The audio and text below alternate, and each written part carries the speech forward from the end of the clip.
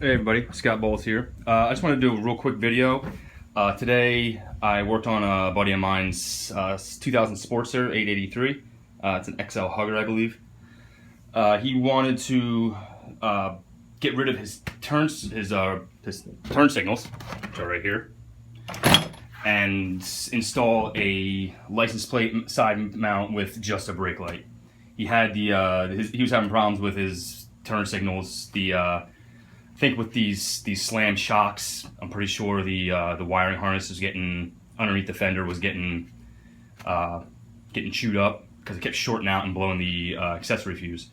So, you know, it would blow out, like one of the turn signals would blow out every other day. So we were like, you know what, screw it, let's just get rid of them and just do a completely side-mounted brake light. So that way it's completely away from the wheel and all that nonsense. So there's no chance of rubbing.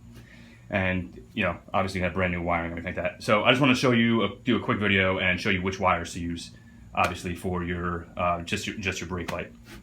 So here's the clip. So this clip, you know, would normally go. These wires right here would go through your fender. So I cut the wires as close to the fender. I don't know if you can see down there.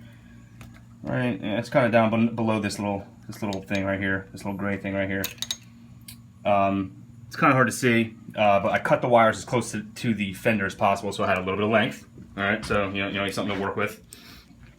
And then the three wires that you're going to use, you need you need your brake light, which is going to be your red and yellow light, a ground, which is your black right here, and then the blue is going to be your running light. Okay, this is the domestic Harley Davidson, so you're going to use the blue.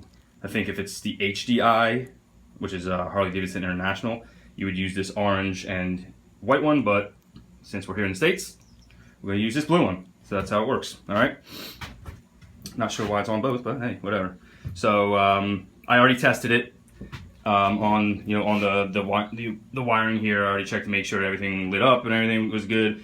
On this one, it was kind of pretty easy because the red went to red, black went to black, and then the brown, which is the running light, went to the blue. So I think it's just blue. So and the red on the clip is actually red and yellow. There's a little yellow stripe on there just in case you need to know that. So I got everything mounted right now. Then I'm going to reroute the wiring. It's not long enough, so I'm going to have to actually solder it.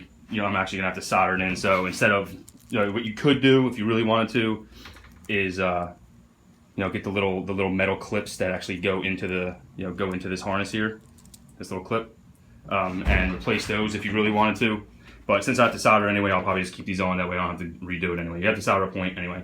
Just make sure when you do solder, this is always like my old man told me this, always stagger your soldering points. So see how these are all the same length right now? What I would do is cut these three wires into three different lengths and then solder it, and then solder them on. So that way there's no bare wire in the same exact spot no matter what.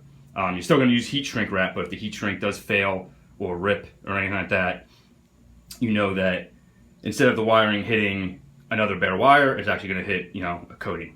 So just a little bit of safety, so you don't have to do this all over again. All right, and please don't use butt connectors. This isn't a fucking radio, car stereo. So do it the right way and solder it. I mean, you can, don't get me wrong, you can use them, but you know how easy those things fail all the time. So if you have any questions, please feel free to ask. I'll definitely help out if you need me. All right, stay on two wheels, guys.